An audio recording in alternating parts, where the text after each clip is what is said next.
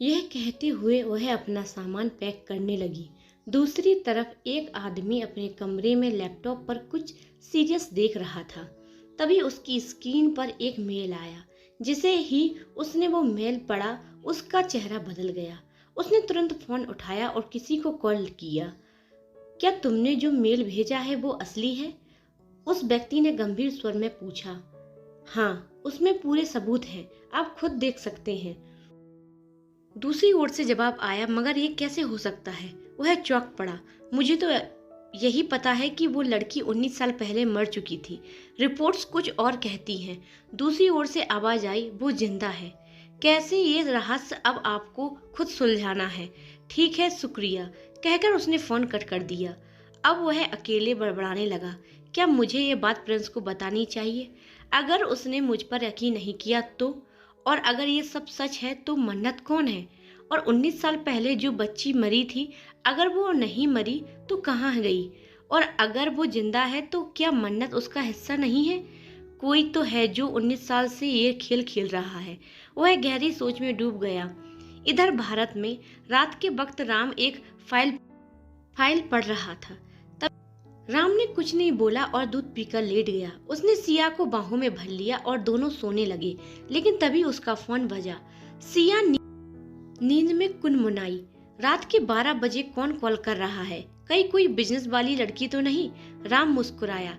इतने साल हो गए शादी को, अब भी शक करती हो? शायद कोई क्लाइंट होगी। सिया करवट बदलकर सो गई और राम बालकनी में चला गया। फोन पर अनजान नंबर देख रहा था।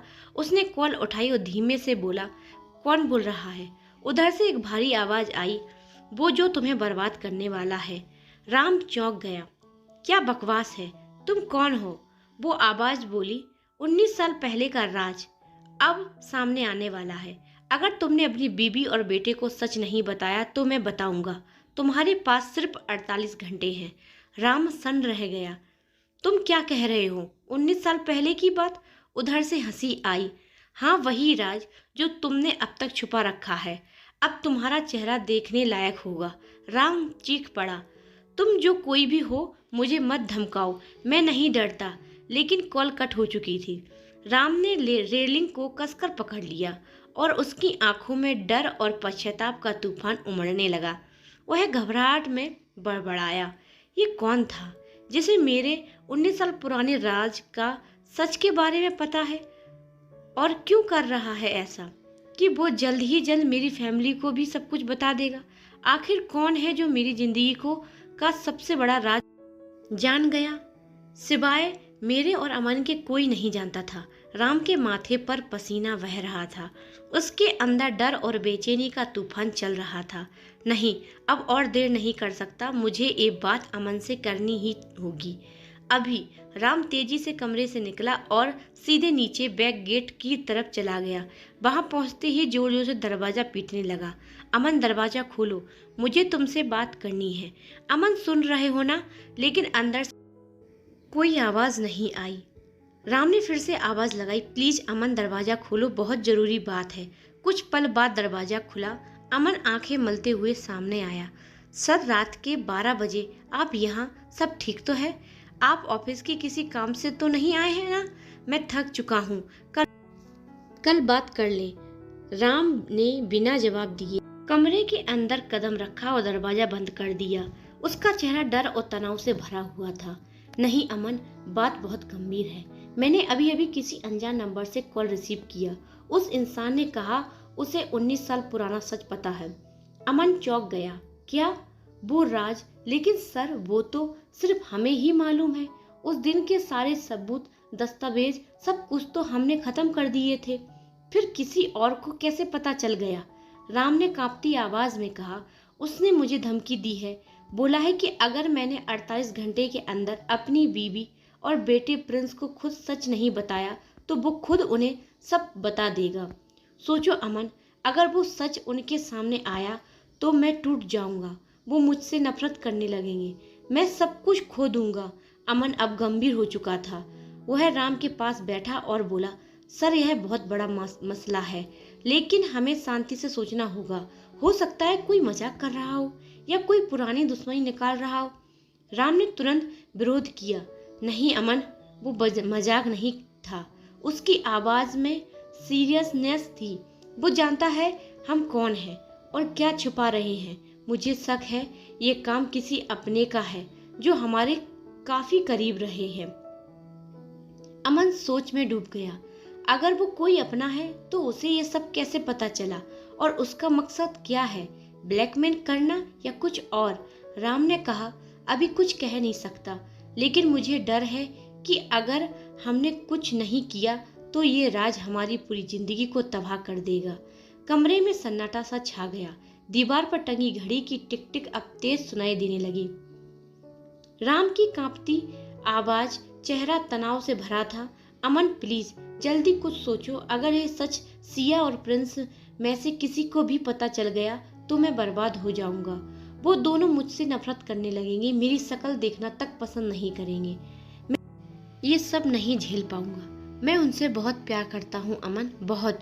उन्हें खोना नहीं चाहता। अगर 19 साल पुराना वो सच सामने आया तो शायद मैं खुद को भी खो बैठूं। राम का गला रुंध गया। बस किसी भी तरह इस सच को बाहर मत आने दो। मेरे पास सिर्फ 48 घंटे हैं। अमन ने एक गहरी सांस ली, फिर मजबूती से कहा, बॉस कुछ नहीं होगा, मुझ पर भरोसा रखिए, मैं सब संभाल लूंगा। वो चाहे 48 घंटा हो या 48 दिन, मैं उस इंसान को खुद सामने लाकर छोड़ूंगा। राम थोड़ी राहत से बोले, पर तुम करोगे क्या? अमन की आंखों में आत्मविश्वास चमकने लगा। कल सुबह तक आपको खुद ही पता चल जाएगा। फिलहाल आप बस मुझे उस इंसान का नंबर दीजिए। राम ने हड़बड़ी में फोन निकाला और नंबर दिया। अमन ने नंबर लेते हुए गहरी नजरों से देखा और बोला, अब देखता हूँ कौन है वो जिसने हमारे सबसे बड़े राज तक पहुंच बनाई है। और क्यों? राम ने हल्के स्वर में कहा, हाँ, ये बात तो अब तक मैं भी नहीं समझ पाया कि इस सब से उसे क्या फायदा होगा।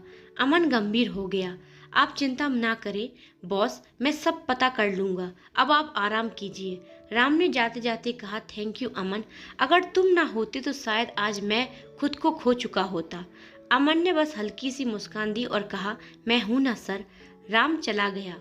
कमरे में अकेला खड़ा अमन अब उस नंबर को घूर रहा था। तू जो कोई भी है, तुझे मैं ढूंढ ही निकालूंगा। तू इतनी आसानी से ये सच नहीं जान सकता। अब मैं जानूंगा तुझे ये सब कैसे पता चला और क्यों। उधर साउथ कोरिया में मन्नत अपना सामान पैक कर चुकी थी। उसने एक नज़र अपने कमरे पर डाली और धीरे से बुदबुदाई, इतना वक्त हो गया है लेकिन नैना एक भी बार मिलने नहीं आई। कल मैं यहाँ से जा रही हूँ, क्या उसने मुझे ढूंढने की कोशिश भी नहीं की? शायद मुझे ये ही एक बार जाकर देखना चाहिए, आखिर धोखा देने वाली वो कैसे दिखती है। हल्के से मुस्कुराते हुए मन्नत नैना के कमरे की तरफ बढ़ गई। कमरे में झांकते हुए बोली, नैना क्या तुम अंदर हो? मुझे तुमसे कुछ जरूरी बात करनी है, सुन रही हो ना? लेकिन कोई जवाब नहीं आया। मन्नत उसे ढूंढने लगी। अचानक उसे एक अजीब सी आवाज सुनाई दी, जैसे कोई डर के मारे दांतों से कुछ चबा रहा हो। वह घबरा गई लेकिन फिर भी आगे बढ़ी। नैना क्या तुम यहाँ हो? वह जब सोफे के पीछे गई तो सामने जो देखा वह दंग रह गई। नैना जमीन पर दुबकी हुई थी। सिर के बाल पूरी तरह गायब, चेहरा सूजा हुआ, आंखें रोने से लाल। वह अपने 10 उंगलियों मुंह में डाले दांतों से कटकटा रही थी। डर और घबराहट में पागल सी लग रही थी। मन्नत एक पल को कांप गई, फिर धीरे से बोली, तुम्हारी ये हालत किसने की? क्या हुआ है तुम्हारे साथ? वह पास आई और जैसे ही हाथ बढ़ाया, नैना उसे कसकर गले से लगा लिया और फूट फूट कर रोने लगी। मन्नत के लिए ये सब कुछ समझना मुश्किल था।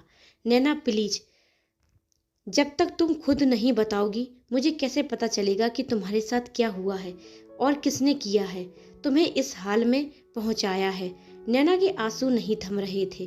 फिर वह अचानक मन्नत के पैर में जाकर गिर गई और हाथ जोड़कर बोली, मुझे माफ कर दो प्लीज मन्नत प्लीज एक बार कह दो कि तुमने मुझे माफ कर दिया है। जब तक तुम मुझे माफ नहीं करोगी मैं यहीं तुम्हारे पैरों में झुकी रहूंगी। मैं तुमसे हाथ जोड़कर माफी मांगती हूँ, चाहे तो जमीन पर नाक रगड़ने को भी तैयार हूँ, बस माफ कर दो मुझे। नैना की आंखों से लगातार आंसू बह रहे थे। उसका चेहरा शर्म और पश्चाताप से झुका हुआ था। आज तक जितनी भी गलतियां की हैं मैं सबके लिए माफ़ी मांगती हूँ। जब तक तुम मुझे माफ़ नहीं करोगी तब तक मैं खुद को भी माफ़ नहीं कर पाऊंगी। मन्नत बस चुपचाप उसकी ओर देखती रही। कुछ देर बाद उसने ठंडी सांस लेकर पूछा, लेकिन तुम मुझसे माफ़ी क्यों मांग रही हो? आखिर तुमने किया क्या है? जैसे ही गलती शब्द नैना के कानों में पड़ा उसके चेहरे पर फिर से दर्द उभर आया। उसकी आंखों में बीती रात की यादें तैरने लगीं। वो एक सीन जो शायद उसकी जिंदगी का सबसे बड़ा पश्चाताप बन चुका था। उसने कांपती आवाज में कहा, हाँ मन्नत, मुझसे बहुत बड़ी भूल हो गई है और उसी के लिए मैं तुमसे माफी मांग रही हूँ। लेकिन इससे पहले कि नैना अपनी बात पूरी कर पाती, मन्नत ने ठंडी और सख्त आवाज में कहा, सॉरी नैना, लेकिन मैं तुम्हें उस गलती के लिए कभी माफ नहीं कर सकती। यह सुनते ही नैना का चेहरा जैसे सफेद पड़ गया। उसकी आंखों में डर और पश्चाताप की लहर एक साथ दौड़ गई। क्या मन्नत को अब पता चल चुका है प्रिंस का काला सच? क्या नैना की यह माफी सच्चे पश्चाताप से भरी है या किसी डर की वजह से? कमेंट में बताओ। अब आगे क्या होना चाहिए? Good bye.